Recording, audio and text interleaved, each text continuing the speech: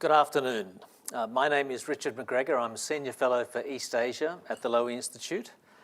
I'd first like to acknowledge the Gadigal people of the Eora Nation, the traditional custodians of the land on which we meet, and to pay my respects to elders past and present. It's my great pleasure today to welcome Cheng Lei for the Sydney launch of her book, A Memoir of Freedom. I think many of us are familiar with at least the broad outline of Lei's story. 3 years plus in detention in China on charges of leaking state secrets to a foreign organisation, and then her eventual release in October 2023. Now, this book is an extraordinary telling of those 3 years. It has large doses of Kafka and Cold War-like tales of Soviet political prisoners, mixed in with scenes which, frankly, would not be out of place in a TV prison drama like Prisoner or Wentworth. The book and the story, though, of course, are not a soap opera. This was a life and death struggle for Cheng Lei and her family back in Melbourne, and it wasn't set in somewhere like Long Bay or Pentridge, but in China's labyrinthine system of state security, detention centres and prisons, all of which sit under, for what is, to an Australian at least, an alien and frightening legal system. It's also a case which quite rightly overshadowed the bilateral relationship between China and Australia. But we'll come to all of that. We're going to start with some comments from Lei herself. Then we'll have her on stage for a conversation. Then hopefully we'll be able to leave a healthy amount of time for questions from the audience. Lei.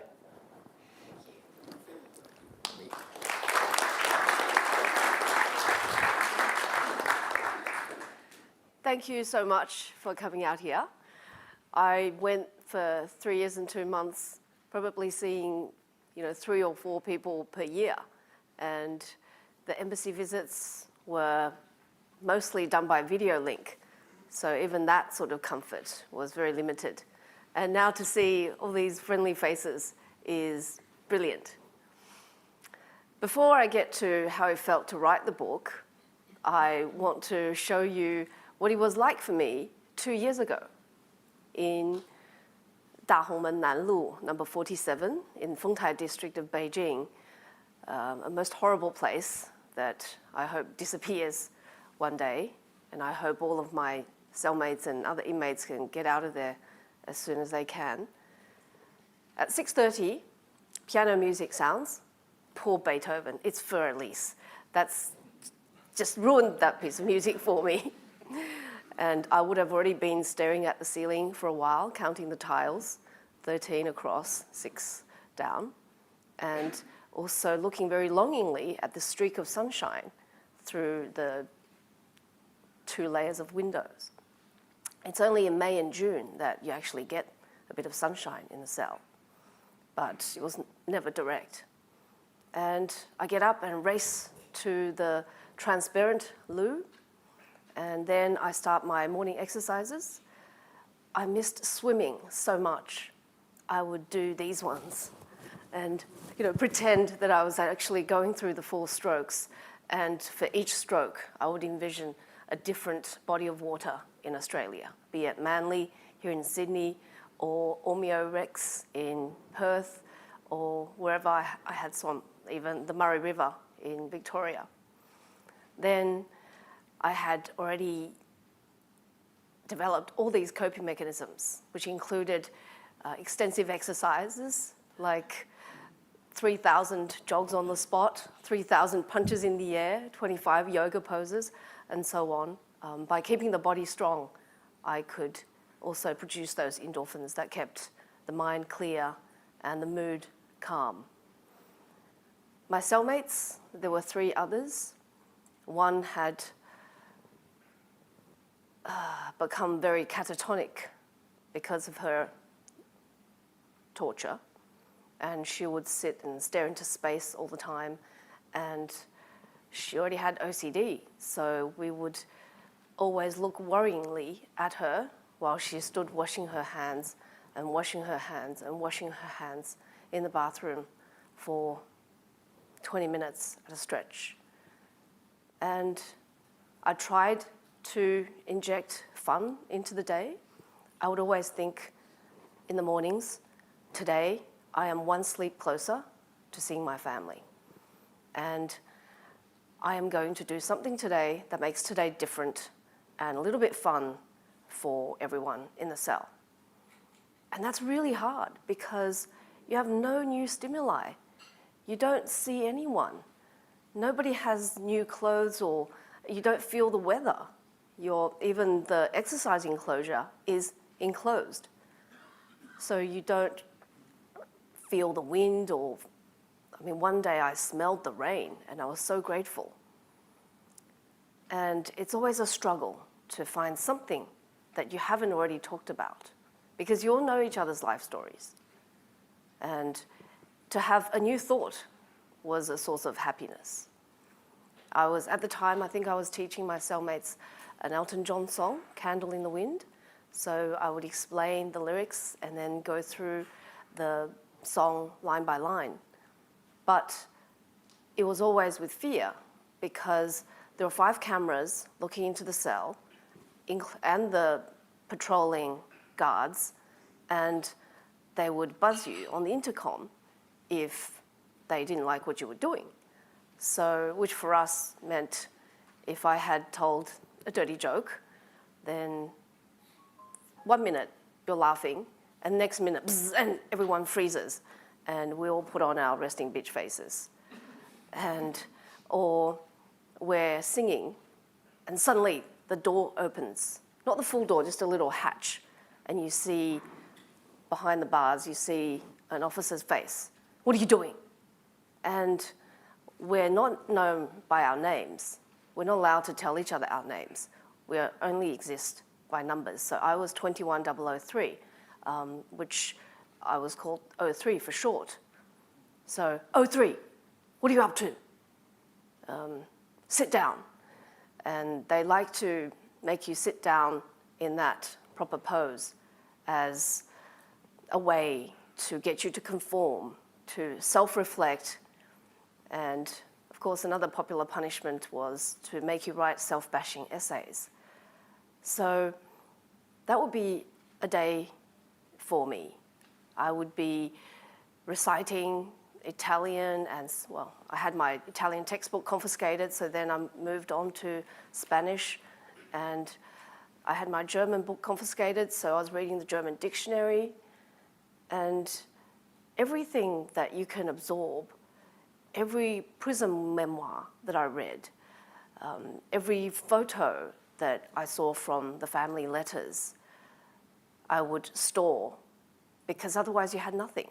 You're not allowed to keep any letters or photos in the cell. So it's a constant matter of discipline. You are your own trainer, and you are always shouting at yourself. Don't slack off. Don't kill time, because that is your life that you're killing. And focus on learning this vocab, on doing these exercises. And now here I am on Blythe Street in this beautiful building, and able to tell my story. People ask me, was it cathartic? Was it triggering, traumatic? I say, yeah, all of the above, but ultimately, it's bloody great. It's empowering, because it's such a secret place, secret system there. I was so often warned before the embassy visits, one word about your case, and you lose visit rights altogether. And there were video cameras and officers flanking me and an officer to translate. So you always felt the minute you said something wrong, these 30-minute visits from the embassy per month were so precious. And we couldn't tell each other our names. We couldn't talk about our cases, obviously, although we tried to when we had enough trust. But they don't allow the embassy officials to use their phones when they visit. So you can't Google a picture of this place. There's no footage of prisoners or trials like you can see in Russia or even in Iranian prisons. So after all that secrecy, after being warned, don't go writing a book now. Here I am, free, and free to express, free to communicate, free to share. And I would love it if you read the book and talk to me. Send me emails, send me text messages, because I used to pine for human connection. The first 6 months of solitary, some of you may know about this form of punishment called RSDL, but I hope through this book that practice, it gets abolished, because you are alone, but you are at the loneliest of your life, but you're not alone. These two people are staring at you, boring into your soul. You can't talk to them. It's torture for them. And what's it all for? It's to make you feel not human. And people ask me, what was the thing that you missed most? I missed feeling human. I missed feeling like myself. I missed feeling alive. And here I am, all of those things, and I'm so happy to share that with you.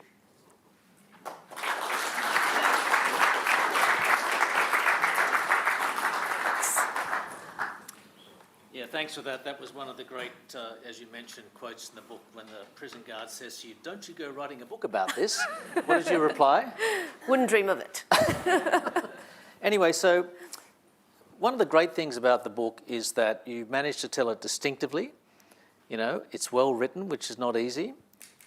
Pathos, fear, empathy, some cunning in the cells as well, and a touch of anger. But one of the striking things for me was that it wasn't, you'd be entitled to be angry, but it wasn't an angry book.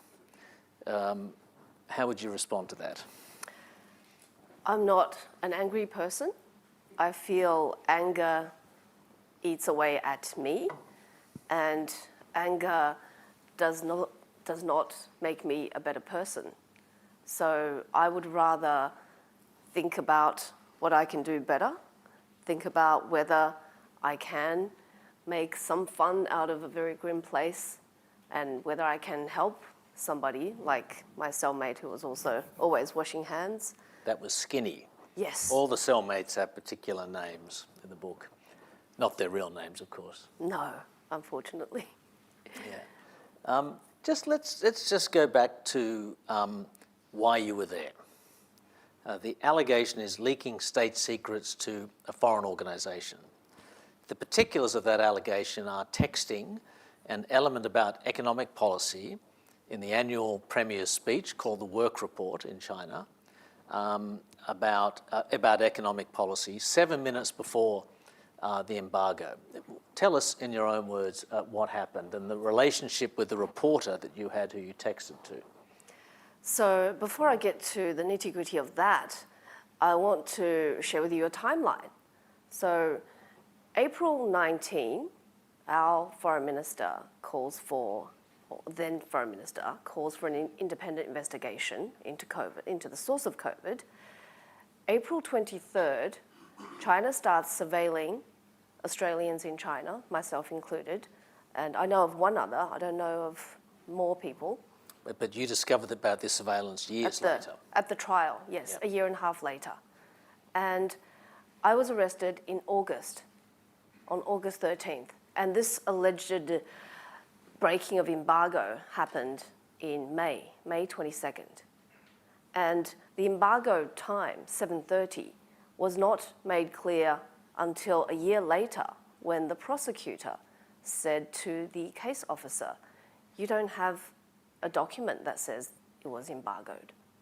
So it's not like we've all received press releases that says this is embargoed until such and such a time. So it could have been the fact that when they raided my apartment, they saw that document there and it makes for a so-called complete evidence chain. Or it could be they couldn't find anything else and this was handy and they could coerce my former colleagues to give false testimonies that they told me it was classified.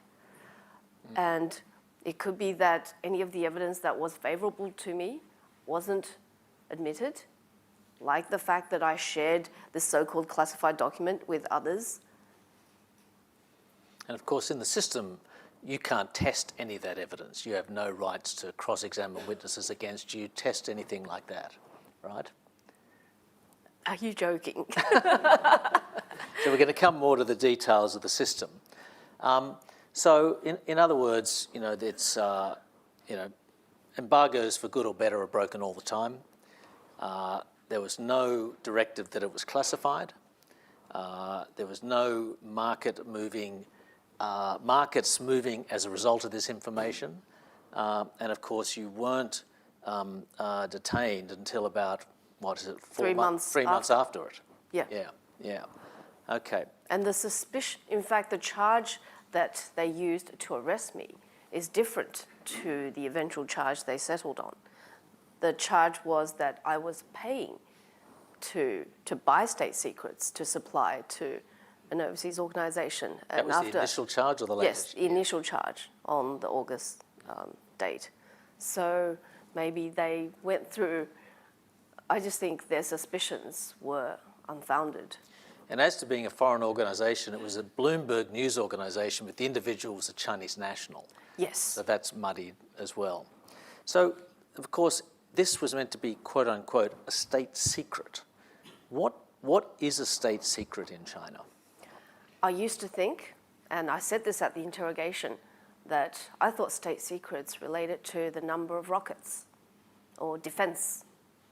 And as it turns out, that understanding is massively wrong, because under Xi's China, the concept of state security has been broadened to 16 areas, everything from what's in the sea to culture to media, health.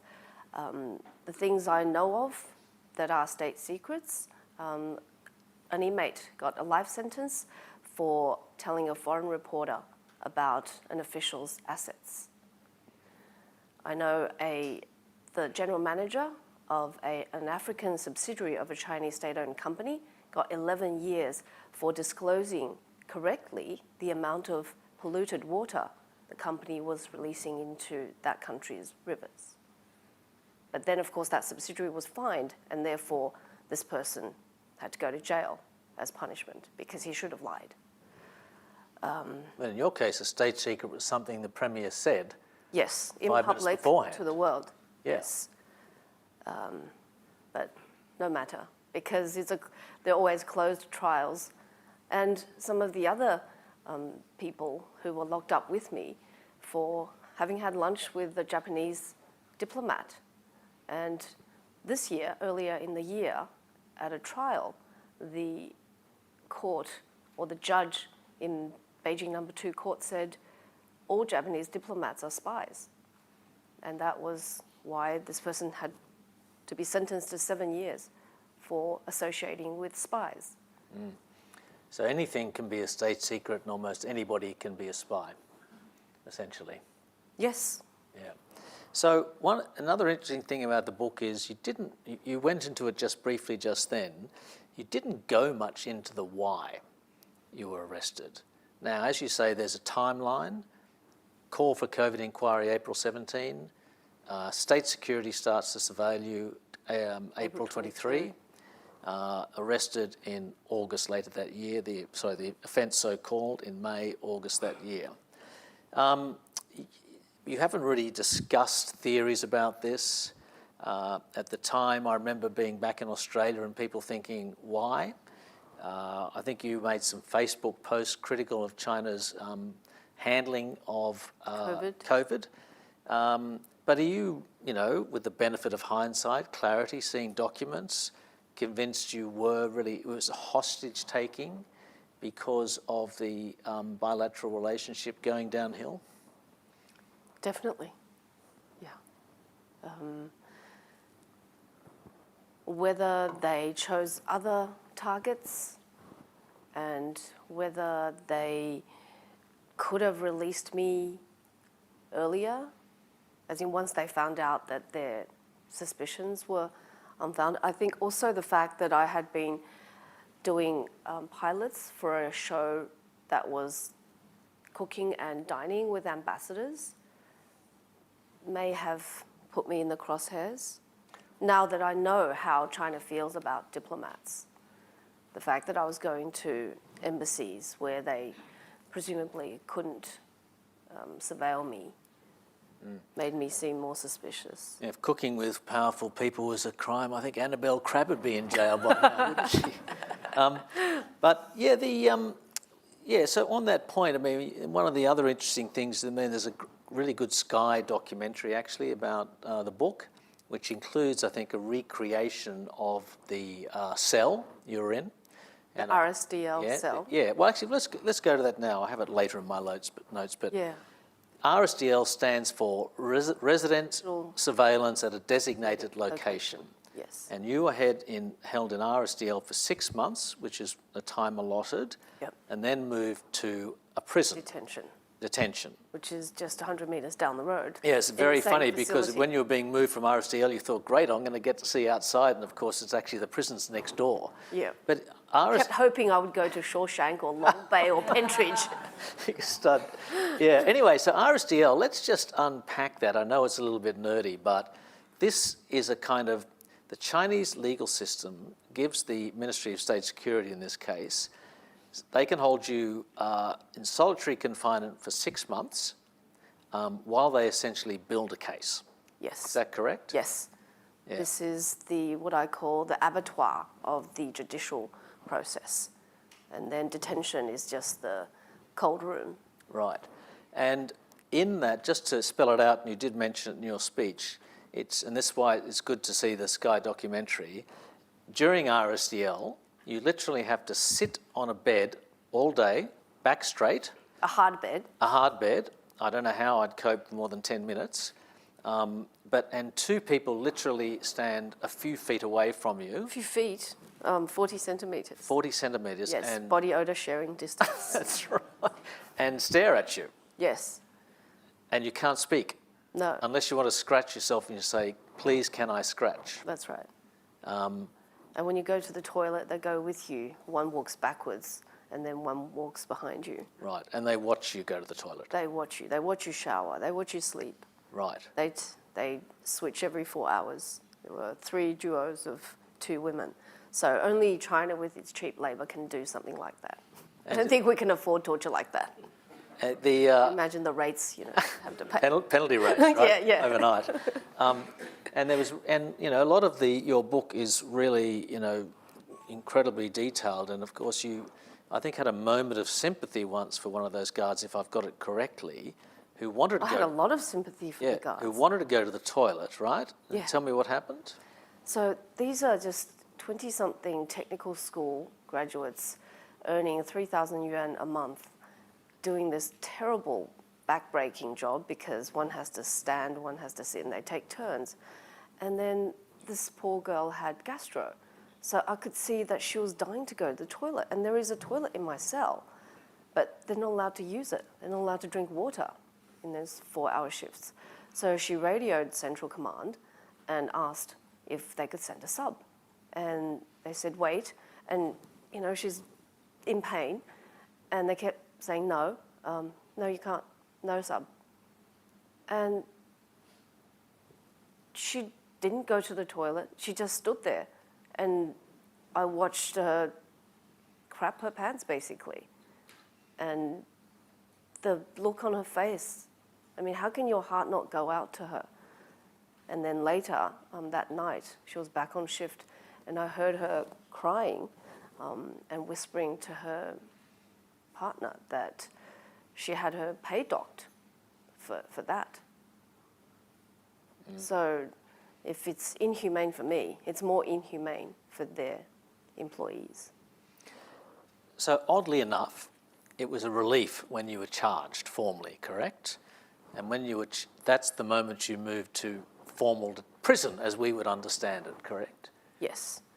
What they call detention is worse than prison, I feel, because you're in a cell all the time, and even when you exercise, you don't get to see other inmates. You're still in a concrete box, and the limits, the restrictions are next level. And 4 to a room, and as you mentioned in the speech, the showering facilities such as they are and the toilet are, essentially you can see through glass to them. Yep. So there's no privacy at all. And again, I forgot the meaning of that word. There's a camera that looks, one of the 5 looks straight into the toilet. It's a squatty. And even the tap, so there's no basin or anything. So we did everything squatting to wash ourselves, our fruit, our food bowls, our clothes. Yes, and one of the, a lot of books about China these days suffer from a lack of detail, because people can't get a great deal of information, granular stuff. And, sadly for you, you had to go through this, but the little details are fascinating because even though you were being held in these really difficult circumstances, this was Ministry of State Security detention. And if you were to be convicted and sentenced, you would go to a Public Security Bureau prison. Yes. Which is police, essentially. Yes. And the MSS people kept telling you how good you had it. And they said, you don't want to go to a PSB prison, that's really tough. Yes. They kept reminding us that we were in really the 5-star detention, because while we had boiled vegetables as lunch and dinner, there it was more like a bit of soup with 2 chunks of vegetables in it, and then you had to supplement it with carbs. And here we had 4 to 1 6-meter long bed that we all slept on together. And there, on the same length of bed, there would be 20 people or even more. And they would have to turn at the same time because they were so squished together. Or some wouldn't be able to sleep, and they would have to just pace the cell while the others slept, and then they would take turns after a few hours. And the light was on all the time in this? The lights are always on. Right, right. And there are various rules about not being able to tuck your arms. So you're always in the state of fear because they have so many things that try to take away any semblance of comfort. For example, because the bed is hard, on sitting duty, we would try to put a folded shirt or something under our bums. And then when they discover that on the cameras, they said, take that out. And, out of what? That's purely just to make you feel uncomfortable and to punish you because there's no security concern there.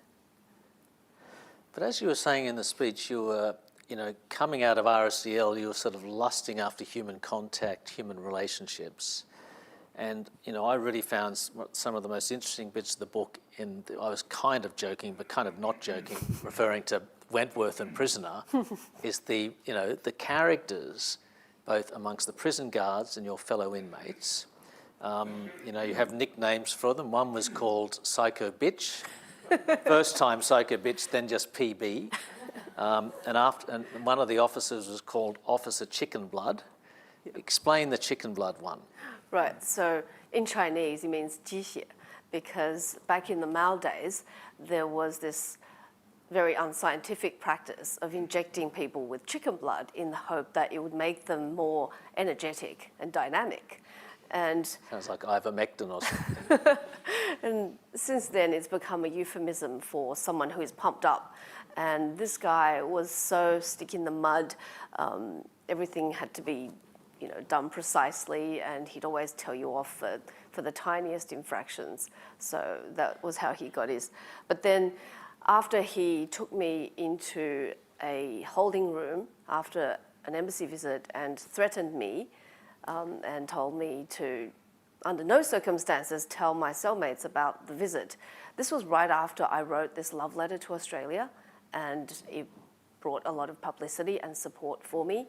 And I think he understood a bit of English, so he hated me for that, and he wanted to show me who was boss. So after that, I changed his name to Chicken Shit. My slight revenge. All downhill from chicken blood. But the Psycho Bitch, or let's say PB, that's more polite. It was a constant battle or competition not to be in the same cell as her, correct? Yes. In the end, she ended up being in a cell by herself because she had worn out everyone at the detention centre. Yeah, and one of the other striking things, of course, it's a cliche. I've never served time in prison, but you get in there and say, "What are you in for, mate?" And in your case, you couldn't discuss with the other inmates what they were charged with. That was a secret. Nobody could tell each other your names or what you did to get there. But if you trusted them after some time, because you're with these people 24/7, what else are you going to talk about? But you worked it out in many cases, I think. Yes, I mean, it's what journos do, right? Yeah. You're professional gossips and you try to eavesdrop and suss people out. Right, and you sort of piece it together. That's right, ask questions. And that includes, and I don't think it's in the book, but whether you want to say it here, for example, it is... Is it spoiler alert? No, so only you can do a spoiler alert, I can. Okay. But it is very Shawshank Redemption again. You were sort of communicating with people in the next cell by tapping in a kind of Chinese Morse code, right? Yes, we used the English alphabet. Right. And so Z would be 26 knocks. And you have to knock really hard because their wall's extremely thick. But it's priceless to be able to communicate with people in the same boat who you know are there and living the exact same way as you are and feeling the same misery, but you will never meet because that's how it is. You have to be precise though. If you go 25 knocks instead of 26... Yep, then you lose the whole thing. Lose the thread. Yeah, and you have to have, so we worked in the team. I would be counting and then a cellmate would be deciphering and then someone else would be putting it together. Right, like a Morse code team. And I think, sorry, go on. Yep, and also because, I don't know if, I guess the Chinese people in the audience might know this way of learning music, which was to translate do, re, mi, fa, sol into numbers, as in 1, 2, 3, 4, 5. And I would try to hum the number of a neighbour cellmate, inmate, and communicate that way. And also remember phone numbers by changing the numbers into music. So that was how I remembered my cellmate's mum's number. Dun, dun, dun, dun, dun, dun, dun, dun, dun. But eventually you were busted. Yes. Right. And I was so afraid that it would lead to a harsher sentence and also the repercussions for the other inmates. But one of the people you were knocking on, communicating with like that, actually asked you to marry him, didn't he, in the end? We'll leave that for people to read and find out in the book. Read the book. Yes, well, spoiler alert, you didn't marry him. But, so the other, you eventually were allowed to get some books. Yes. And one of the themes of books you sought out, you obviously couldn't have anything on Chinese politics or anything like that. No, they were banned. And a book called Suicide Club. Yeah, because they were just afraid of the title. Yeah. But you did get some books, I think, on how to cope with solitary confinement, correct? Or how to... No? No. No, well, but you were looking for, let me rephrase that, support from people who had endured imprisonment similar to yours. Yes. And one of those people was Michael Kovrig, one of the two Michaels, the Canadians who were detained after the Huawei executive was jailed in or detained in Vancouver. And She had the real residential surveillance. Yeah, well, she had the real residential. She just had a little ankle bracelet and lived in a mansion. Yeah, that's right, yes. Anyway, Michael, who was here last year at Lowy, and tell that story, because I think through your then partner, Nick, Michael sensed, because, dealing with the prison diet and everything, that produces certain issues. So tell us what the issue was, and then tell us how, I love this practical advice from Michael Kovrig, who'd been through the same system. Yes. Because of COVID, we were told there was a shortage of vegetables and fruit. So we couldn't buy fruit for months, and the vegetables became very scarce in the diet, and I developed constipation. And I had told, through the embassy visit, my family this, and Michael Kovrig, who used to be locked up in the same facility, was then released in a hostage swap with with Huawei CFO Mo Wanzhou. And once he got out, he was advocating for me, and he knew exactly what I was going through. So he sent me tips on how to beat constipation via Nick. And it was just such a jolt to read the words of someone who was here and is now freed. And it's almost like vicariously gaining freedom. And anyone who wrote to me, I just felt, including you, Mandy, and she also dropped off food at my mum's place during COVID lockdowns. Any kindness that anyone showed me, I magnified, and that I felt that one person's kindness could erase 10 people's cruelty. And that helped me. Okay. You okay? Yeah, I'm okay. I cry a lot. So I'm not really looking to make this a political event, but since your release, and also along with Sean Tennell, who was detained in Myanmar, he's a fellow at Lowy, Kylie Moore-Gilbert in Iran, you've started a group about trying to get more creative or better ways to get Australians out of arbitrary detention overseas. So I'd like you to apply that to your case. I think DFAT worked very hard to get you out. You've got the benefit of hindsight, we all do. I mean, applying what you and Kylie and Sean have talked about, could your case have been handled better? Could more pressure have been induced, do you think? I mean, it's a hypothetical, but I'm interested in your thoughts on that. I think China was definitely looking for a change in government. So once that happened, after the election in 2022, things began to look brighter. I got one phone call with my kids, the only one, even though the embassy officials had been lobbying on my behalf all the 2 years before that.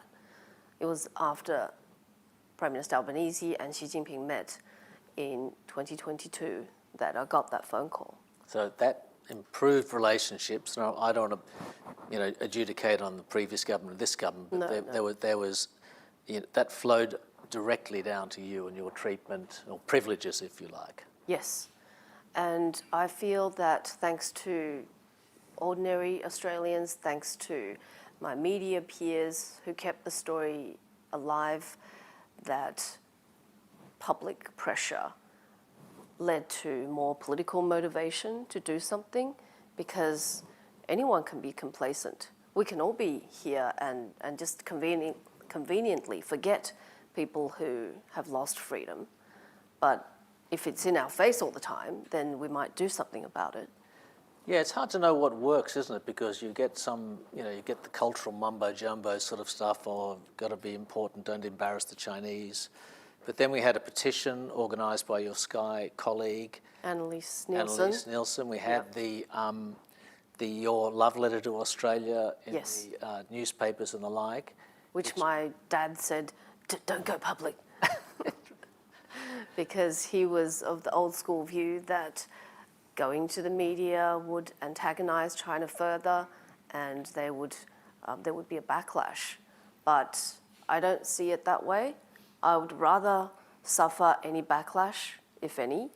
But to be honest, the fact that people were concerned about me made the detention centre people treat me, if not better, then at least they were wary about doing More anything carefully. dodgy. Yes. Yeah. Absolutely.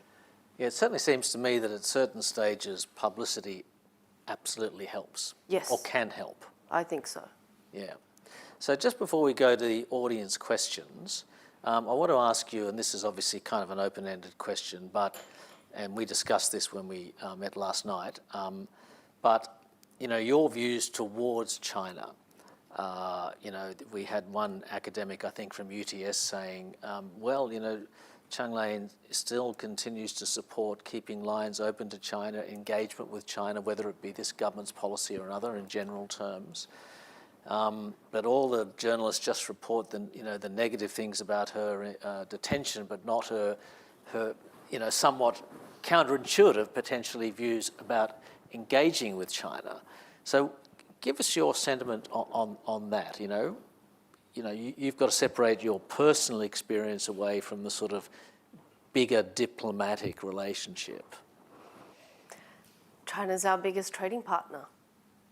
That's a fact. We have 1.4 million people of Chinese heritage living in Australia. That's a fact. China does awful things to control and punish its citizens and foreign citizens. That's a fact. I think people should be more informed about China and Chinese people, and also separate those two for most cases. We should take people as we find them. I didn't know about it then, but once I heard about the racism, racist attacks against Chinese Australians during COVID, I was horrified. Don't forget, many Chinese people left the regime to come here, and they are as critical of the Chinese regime as others. So if we make this country anything less than the open, fair, and kind nation that it is, then we may as well be living under a repressive regime. So what happened is a reminder for us to be better. And this morning I was taking a walk down at Botanical Gardens, and I saw these Chinese tourists, and they were following this poor ibis around, taking photos. And I could hear them... eating out of a bin, no doubt. The bin chickens. I could hear them say in Chinese, they're not afraid of people. And it's things like that that stay with them.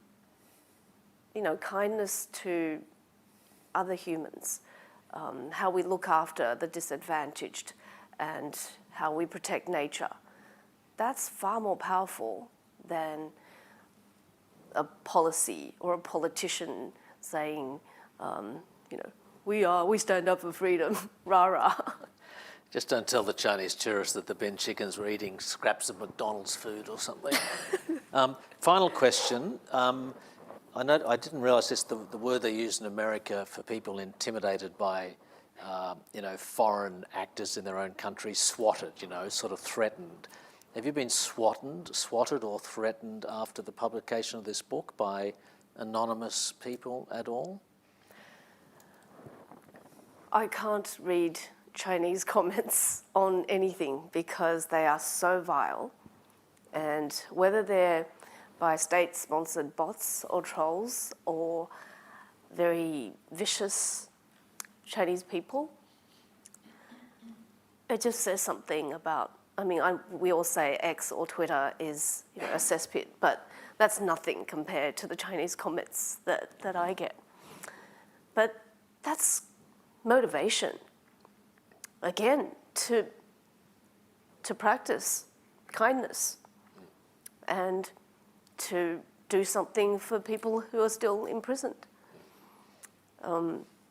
One thing I found very interesting was that while my daughter had to go to boarding school because my mum couldn't look after two kids, especially during COVID, so she's in this boarding house, and in the same boarding house was the granddaughter of a Chinese leader. So you have these Chinese leaders who are full of ideological slogans, and then they send their families to these horrible, democratic countries. And you also have people who talk up China. And I bet if you ask them, would you relinquish your foreign citizenship and live permanently in China? I think the answer will be no. Good idea. Don't read the comments section. Okay, so we're going to have questions now, and of course the general rule applies. Please, questions, not comments or speeches. And who wants to go? Who's got one? Down there? A microphone's coming for you. I'm Sandy from SBS Chinese. I will ask the question in English and Mandarin, Sure. and hopefully you can answer also in Mandarin and English. Okay. Yeah. So our audience are very care about how has your life been since you come back to Australia, and also what's the central messages you want the readers to take away from the book. So 您回到澳洲之后的生活的境况怎么样？然后您希望读者可以从这本书里面收获什么？谢谢。Okay. So my life is, how does one even describe what regained freedom and, the joy of rebirth is like? The fact that I see color, the fact that I can tuck my arms into bed, the fact that I can hug not just my kids, my family, but hug friends, seeing the sun, feeling it on my face, all of it is overwhelmingly wonderful. And I'm almost perversely grateful to have been tormented so much that I get to experience this wild upside. And I'm playing soccer. I've been told that my defense is savage, which I'm very happy about. My son, who had been, because he was living with my Asperger's mum for so long, doesn't really know how to make friends. But this past week, there's a Norwegian kid who, that they've just become, they both play soccer, and I've been able to have them over, or have him over for a sleepover, and my son's going to his place next Saturday. That makes me so happy, because that's a scar that I know is very hard to heal. Yes, that's all then. And I didn't even get to the takeaways from the book. I want people to have a more nuanced understanding of China, and I want them to, again, separate the regime from the people, and to speak up for freedom, to practice their freedom.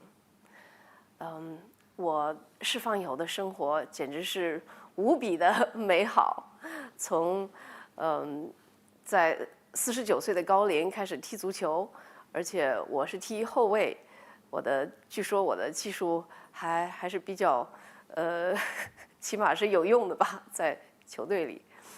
我儿子最近有个小朋友喜欢跟他玩，这个让我特别欣慰。我女儿在读高2，所以像所有的青春期的少女一样，非常敏感，也很霸道，但是我特别爱她。现在我妈不需要帮我打理所有的事情了，而我可以作为她的坚强的后盾了。这一切的一切都是自由以后带来的，所以我每天都是感恩吧。而且还有那么多的普通人，他们每一点善意都能够让我忘却曾经的痛苦。我希望大家看了这本书以后，对中国的尤其是国安吧，有更多的了解，因为毕竟这方面一直都是超级的秘密的。而且我也希望大家能够多为自由发声，不要自我阉割，不要害怕。Thank you. Josie? Yep.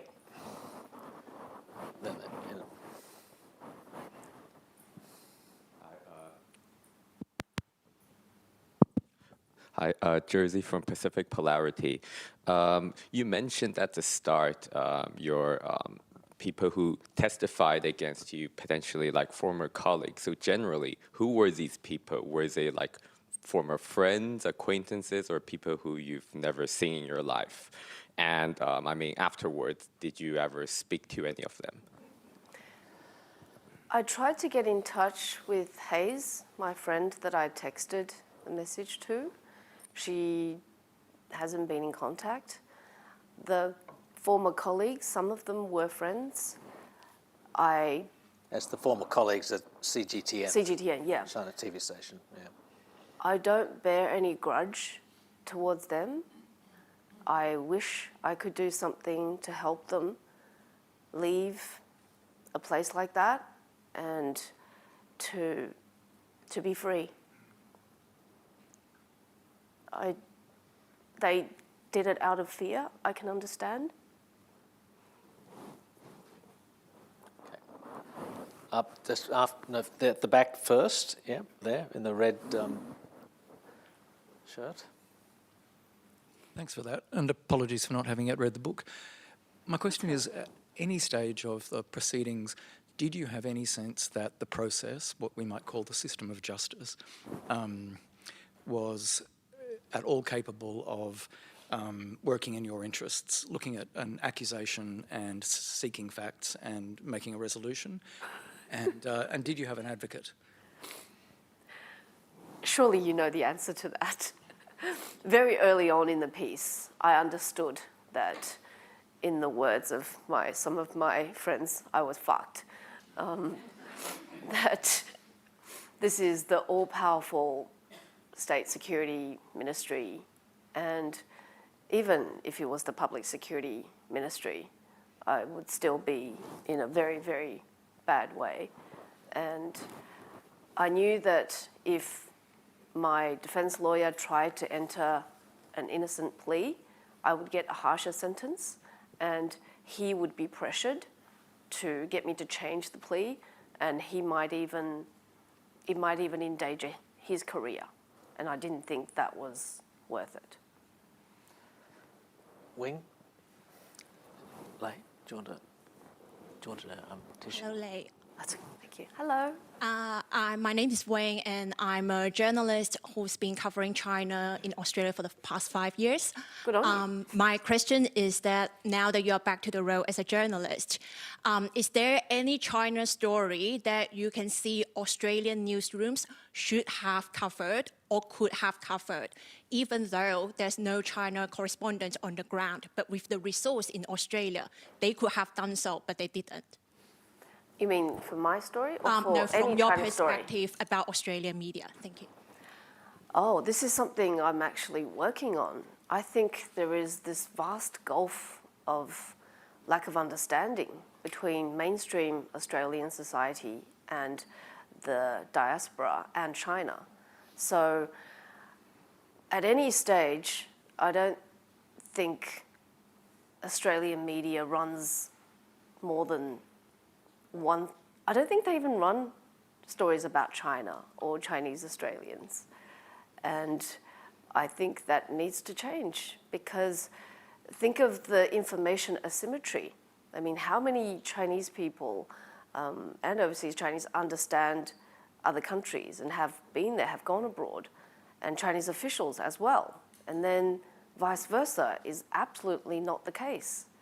So whether it's through talking to people who have, I so understand your dilemma though. When it comes to covering China from outside, you can often feel like there's a Chinese saying, scratching an itch through a boot, because people who can talk are those who have been exiled, and people who have the insights are in China. They are too scared to talk to you, and you don't want to endanger them. So how do you cleverly, I mean, we see a lot of individuals do it on X and on YouTube, like Chai Jing, like Wang Zhi'an, and a lot of the so-called anti-CCP people are brave enough to talk and whether they can collectively gather enough insight to tell the story well. I'm not 100% sure, but I think it's a step in the right direction. And I know of, for example, a ex-Sina Weibo censor who is now in the US and working to preserve China's online history. Because at the rate that China is censoring and deleting its history, there will be nothing in the future that tells people this is what happened in the Chinese online space during these years. Because the pages and pages of sensitive words and the accounts that must be shut down are just unbelievable. So I think we can all do something to improve our understanding and be more informed about China, because it's not going away. John, I think a very quick question.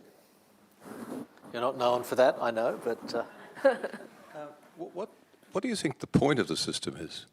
I mean, other systems you have deterrence. To have deterrence, you have to have publicity, so you have show trials. You can have reformation, perhaps as an outcome of the objective, or you can have sort of communal vengeance.